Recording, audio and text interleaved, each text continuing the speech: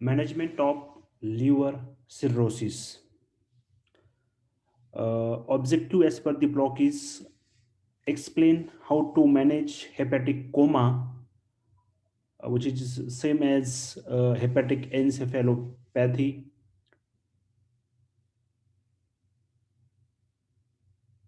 esophageal varices, and hepatic edema. These are the three objectives of this lecture: how to manage the hepatic edema, hepatic coma, and esophageal varices. So first we will discuss about the treatment plan or management plan for the hepatic encephalopathy, or when this hepatic encephalopathy severe, it will leads to hepatic coma. Generally, hepatic encephalopathy, it is in the defective brain function secondary to the liver cell failure. It means liver cell failure. After the liver cell failure, it may leads to the the defective brain function, and in severe cases it may leads to the coma. The total unconscious state is called as hepatic encephalopathy. The treatment plan includes, the first one is treatment of precipitating factors which leads to the encephalopathy, hepatic coma. Treatment of precipitating factor, why there is an the liver cell failure, uh, maybe due to trauma, maybe due to accident, maybe due to some chronic use of drug, maybe use of the anti-cancer drug, maybe chronic alcoholic person. So cause should be identified, and treatment of that precipitating cause is necessary. The first one. The second one is management of the trace ulcer. The H2 receptor antagonist, generally H2, that is histamine 2 receptor antagonist, is decreases the acid production. So H2 receptor antagonist to decrease the acidity, gastric erosions, and the bleeding, which may leads to the trace ulcer, because the most of the cases of the hepatic encephalopathy uh, is with the trace ulcer, and this is one of the management plan for the symptomatic features of the hepatic encephalopathy. And in that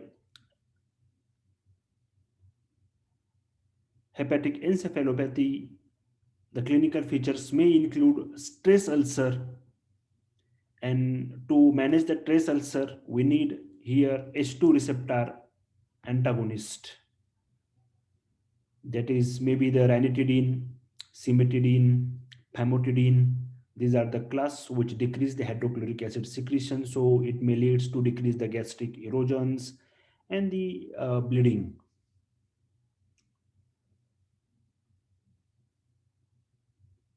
Second one is drugs which decreasing the portal pressure to decrease the bleeding from esophageal varices.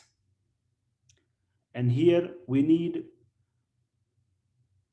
vasoconstrictor to prevent the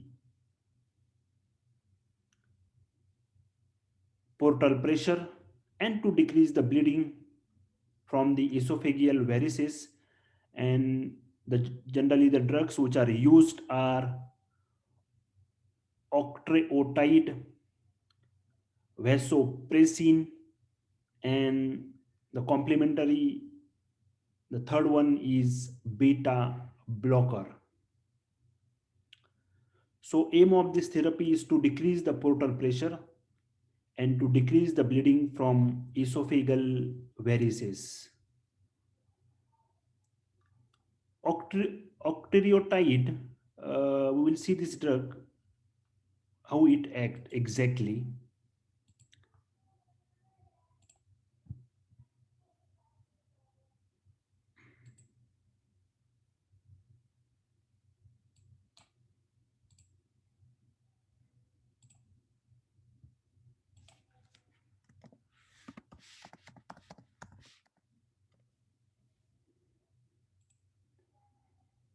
Yes, this is the octreotide.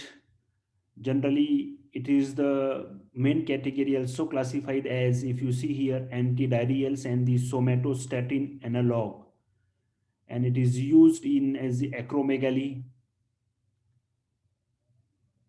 as the main clinical approved in the carcinoid tumor,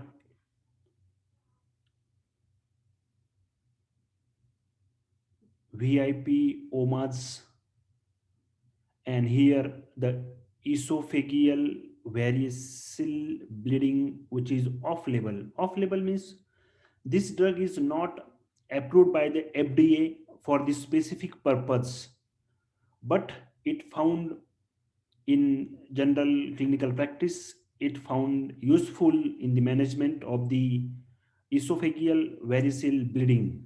So generally it is generally solution of 200 to sorry 25 to 100 microgram intravenous bolus, or up to the 50 microgram, followed by the continuous IV infusion of 25 to 50 microgram per hour for the 2 to 5 days. And you can repeat the bolus in the first hour if hemorrhage is not controlled. So to control the esophageal varicose bleeding, it is recommended off label. What is the pharmacology mechanism of action? It is generally the somatostatin analog decreases the GS secretions of the gastrin, VIP glucagon secretion, serotonin release, and pancreatic polypeptide in acromegaly. And octreotide also decrease the growth hormone and IGF-1 secretion, suppress the luteinizing hormone, suppressed response to gonadotropin releasing hormone secretion, and decreases the splanchnic blood flow. So due to this mechanism, which decrease the blood flow, it is generally used in the management of the bleeding, esophageal bleeding. But main category of this octreotide, it is somatostatin analog, and somatostatin analogs generally used for the management of the growth suppression. So this is about the drug of this octreotide. Vasopressin, second one is a vasopressin. Vasopressin, the main goal of treatment of this vasopressin is same, to reduce the blood flow. Let us see, vasopressin is available here. Yes,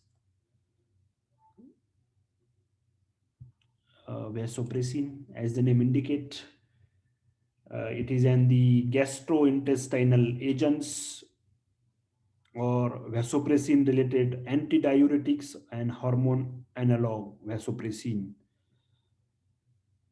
It is generally used for the abdominal distension, diabetic insipidus, because it is having the vasopressin related antidiuretic hormone activity. It is also used in the management of abdominal row intergenography, and here there is gastrointestinal hemorrhage, and again it is off label. Same, off label means it is not indicated or approved for the not approved for the a specific indication by the FDA. So gastrointestinal hemorrhage vasopressins are used,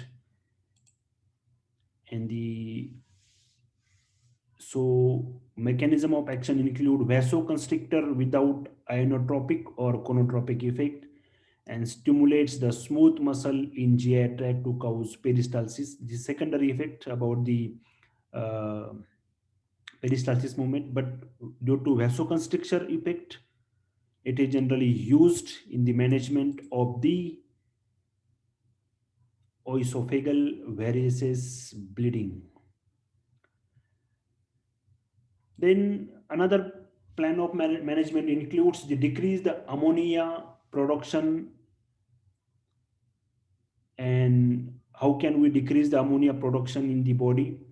By decrease the dietary protein intake, because if excess of the dietary protein intake, it will produce excess of ammonia, and this ammonia may trigger the encephalopathy, or may causes damage to the liver cell in the patient of the having liver cirrhosis. Evacuation enema with lactulose, because the symptoms include the constipation, and if there is a constipation, so we need the symptomatic treatment include evacuation enema with the lactulose. Lactulose generally used as an to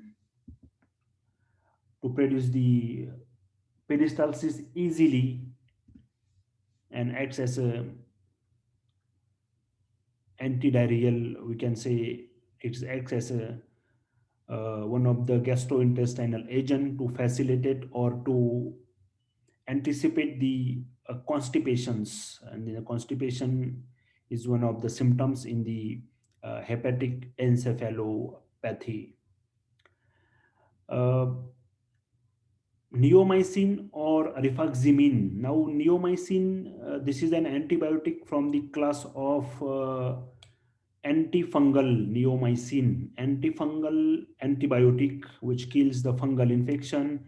And rifaximin, it is the antibiotic from the antibacterial category. It kills the bacteria. It is from the category of the rifamycin, which generally inhibits the bacterial DNA synthesis, rifaximin, and which kills the flora if there is any intestinal infection or gastric infections are present in the patient of the hepatic encephalopathy. So to kill the flora, it is necessary to give the some antibiotics. So antifungal or antibacterial antibiotic is recommended. Antifungal is neomycin, and rifaximin is antibacterial. You can also add metronidazole because it is also having antiprotozoal and antiparasital activity. Probiotics displace urease containing bacteria, and we know that the probiotics, and this also called lactobacillus, these are the good germ. Generally these are the good germ, and these are protecting our intestine GAT from the infections. So probiotic generally in the form of the lactobacillus can be given for the patient. We can say good germ should be given to kill the bad germs. And that's so it is, these are the measures to prevent the intestinal infection in the patient of the hepatic encephalopathy, because we cannot treat the hepatic cell failure or damage directly. We cannot feel, we have to manage the patient, we have to treat the patient symptomatically. That's why it is in the management plan. Orthinin aspartates increase the ammonia removal by hepatocytes via stimulation of the glutamine synthesis. And if there is excess ammonia, or patients on the protein diet, or there is a to prevent the ammonia associated liver cell failure, so we can give orthinin and aspartate, which generally causes the removal of the liver cell ammonia via stimulation of the glutamine synthesis. So to remove the ammonia, we need here orthinin aspartate. Flumazenil, which is given by the intravenous route, 0.05 milligram, which is then generally benzodiazepine receptor antagonist. Now, we know that the benzodiazepines are the sedative and hypnotic drugs. So, based on the theory of increased GABA-nergic means gamma aminobutyric acid neurotransmission in hepatic encephalopathy. So, if to increase the GABA neurotransmission in the patient of the hepatic encephalopathy, we need the benzodiazepine receptor antagonist. So it will, and the name of the drug is flumazenil. Flumazenil, it is blocks the benzodiazepine receptor, and after the blocking of the benzodiazepine receptor, it will increase the gamma aminobutyric acid neurotransmission, and it will helpful for the hepatic encephalopathy patients. So, if we see the treatment of the hepatic encephalopathy, there is no specific choice of drug or primary line of treatment or secondary line of treatment. We have to manage their symptoms. We have to manage their symptoms. The most common symptoms here managed, and the most important is we have to manage the bleeding. Yes, the uh, esophageal bleeding should be managed, and for the management of the bleeding we need octreotide, vasopressin, and the beta blocker. These are the main drugs, and other all are recommended for the symptomatic treatment. If suppose patient has a stress ulcer, we have to give H2 receptor antagonist, ranitidine, cimetidine, famotidine. If the patient has the uh, excess ammonia, so we have to decrease the dietary protein, because the dietary protein may leads to increase in the ammonia. If the patients complaining about the constipation, so we have to give some laxatives, and the lactulose is one of the example of laxatives given by the enema. Neomycin or rifaximin to kills the flora in the intestine, to protect the intestine from the bacterial and fungal infection. Probiotics to provide the good germ and to protect the intestine from the infections. To remove the ammonia, we can give orthinin and aspartate. And the last one is flumazenil, which is the benzodiazepine receptor antagonist. And this based on this symptoms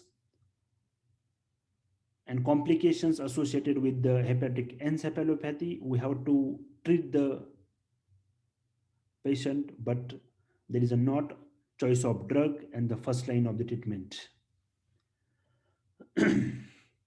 Second one is treatment of the, or we can say management of esophageal varices. Now what is esophageal varices?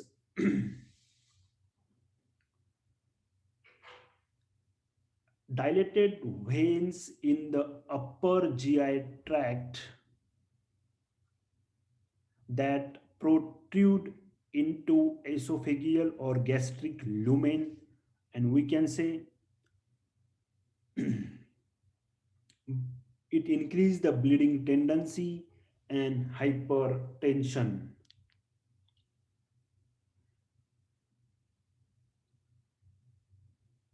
Just a minute.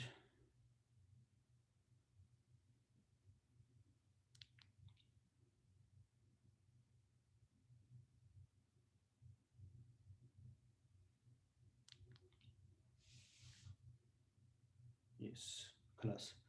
Yes. Management of esophageal varices. Uh, what happened in the esophageal varices? Dilated veins in the upper GI tract that protrude into esophageal or gastric lumen, which increase the bleeding tendency and hypertension. I hope you discuss this in the pathology about the esophageal varices. So we will directly move towards the management plan. Now here same, the management is based on the symptoms, major symptoms and the common symptoms. Here first first management plan is nasogastric tube should be placed to the patient of esophageal varices. Then saline or tap water lavage of the stomach. So stomach should be washed out with with suctioning of the gastric content, remove the gastric content, should be initiated promptly to prevent airway complications such as aspiration pneumonia. So in the patient of the esophageal varices, the most chances of the aspiration pneumonia due to gastric content. So how can we remove this gastric content? Nasogastric tube should be placed to the patient, and gastric lavage should be done by the saline or tap water. Generally the saline water is used, which is sterilized one, which should be sterilized one and free from bacteria, with suctioning of the gastric content, and should be initiated promptly to prevent airway complications such as aspiration pneumonia. Then due to bleeding, there may be chances of the hypovolemic shock, hypovolemia. So here correcting hypovolemia with whole blood or packed red cell transfusion along with fresh frozen plasma, so as not to increase the degree of portal hypertension by over transfusion. So due to bleeding tendency or excessive bleeding, to correct the blood loss, we have to give the whole blood or packed red cell transfusion to increase the degree of portal hypertension by over, to protect the increase the degree of portal hypertension to protect the over transfusion. If there is an hypovolemia, the portal blood pressure may be increased. So to protect from the portal hypertension, we have to give, we have to correct hypovolemia. Hypo means decrease, volemia means volume, mia means blood, decrease the volume of blood. So we have to correct the decreased volume of blood by giving whole blood packed red cell transfusion with fresh frozen plasma. Now, related with the liver, and we know that it is very important for the bleeding time. Vitamin K is very important. Vitamin K 10 milligram subcutaneous or oral usually improves the prothrombin time within 24 hours. So vitamin K as an for the improvement of the prothrombin time is necessary, and this generally occurs in the patient of the hepatic cell damage. Vitamin K, it is an fat soluble vitamin, and it required for the blood coagulation, the normal, for the normal clotting of the blood. We need vitamin K, otherwise if there is a deficiency of vitamin K may leads to excessive bleeding. So there is one step to minimize the bleeding time. Vasoconstriction drugs to control the varicose bleeding, same as we discussed, vasopressin, octreotide, and beta blocker may be propanolol and nodelol, because they will beta blocker, the role of beta blocker maybe they controls the portal hypertension, and that's why will reduce the bleeding. We need antibiotic to prevent the bacterial infection, short-term administration of the antibiotic for the prevention of the bacterial infections. It includes norfloxacin. Norfloxacin is from the category of the fluoroquinolones, and these are the brother of the ciprofloxacin, ofloxacin, leofloxacin, norfloxacin, and which act by inhibiting the DNA gyrase in the bacteria, antibacterial. Or we know that trimethoprim, sulfamethoxazole, is also used to prevent the bacterial infections. Trimethoprim, it generally inhibits the purine synthesis, DNA synthesis, and sulfamethoxazole also inhibits the DNA synthesis in the bacteria. So antibiotics precautions for the prevention of the infections, and albumin to maintain hemodynamic and the hypoperfusion, and albumin dose generally 1.5 gram per kg on admission and 1 gram per kg on hospital day 3. So these are the management plan for the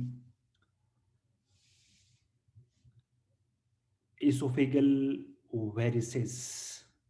Here also there is no choice of drug, there is no first line of treatment. We have to take care of the most common life threatening symptoms which is caused by the esophageal varices.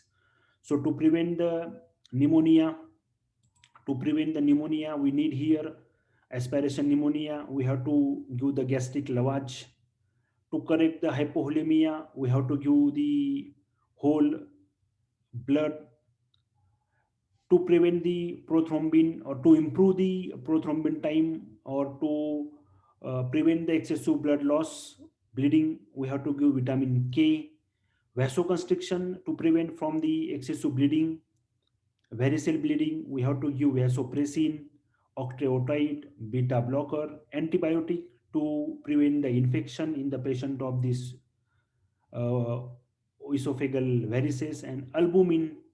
As we know that albumin is the colloid, and it is generally used for the to maintain the hemodynamic stability, to maintain the blood pressure, because maintenance of the blood pressure is very important. It will not affect the portal pressure. So that's why to maintain the hemodynamic by use of the albumin is also recommended for the management of the esophageal varices. And the last one is treatment of hepatic edema. Hepatic edema, swelling in the legs and the abdomen. Due to liver cell damage, there is an swelling in the legs and the abdomen. I hope you cover in the pathology about the hepatic edema or liver cirrhosis. We will manage here management plan. Dietary sodium should be restricted to less than 2 grams per day, because if the increase in the sodium, it will may causes the um, edema. It will increase the edema, or it will also increase the hypertension and plus edema. Water restrictions should be implemented in cirrhosis patients who have severe dilutional hyponatremia. Water restrictions should be implemented in cirrhotic patients who have severe dilutional hyponatremia. Hyponatremia means hypo means decrease, natrium means sodium, and mia means blood. Decrease the sodium level in the blood. The patient who has decreased sodium level in the blood, if the serum sodium is less than 120 to 125 milli equivalent per liter, we have to restrict the water intake, because it will causes the increase the edema. Diuretic therapy to treat the edema. The most patient with advanced liver disease have high circulating level of the aldosterone, and if the edema is due to aldosterone, we have to give aldosterone antagonist, and the aldosterone antagonist is spironolactone, and is the drug of choice for the treatment of hepatic edema and person having the high level of the aldosterone in the blood, because this aldosterone is responsible for the edema. So we have to give aldosterone receptor antagonist, spironolactone. Spironolactone is also called as potassium sparing diuretic. So it will spare the potassium and causes and may causes the loss of sodium. Furosemide can be started with this spironolactone to minimize the risk of hyperkalemia. Yes, because as I told you, spironolactone is a potassium saving diuretic, so it will reserve the potassium in the blood and it may leads to hyperkalemia, increase in the potassium concentration in the blood. And furosemide plus spironolactone, it will enhance the diuresis and protect the kidney. As we know that furosemide is also called high sealing diuretic and the loop diuretics generally commonly used. So we can use spironolactone in the dose of 100 milligram and the furosemide in the dose of 40 milligram as a ratio for the synergistic effect and to control the edema. How can we monitor the diuretic therapy? Monitoring body weight and abdominal girth, because there is an the abdominal edema, and to take care of this, to follow up, to monitor the efficiency of our drugs are getting useful in the edema. So we have to follow up or monitor by using the measurement of the body weight and the abdominal girth. Monitoring fluid intake and the urine output after starting of the therapy. Monitor how much amount of patient taking the fluid and how much amount of the urine is excreted per day. And the last one is serum concentration of creatinine and urine sodium and potassium can be monitored to define and to guide the need of increasing the doses of spironolactone. Yes. So if the sodium and potassium concentration is not able to achieve within the limit, so we have to adjust the dose of the spironolactone. So this is about the management plan of the hepatic edema. So we know that the edema, for the management of the edema, we need the diuretics, and the first choice of the diuretic is the spironolactone, because the aldosterone is one of the reason for the edema. And you can add furosemide with spironolactone for the synergistic, or we can say optimum therapeutic effect. So these are the three management plan of the hepatic coma. We can say hepatic encephalopathy, esophageal varices, and hepatic edema.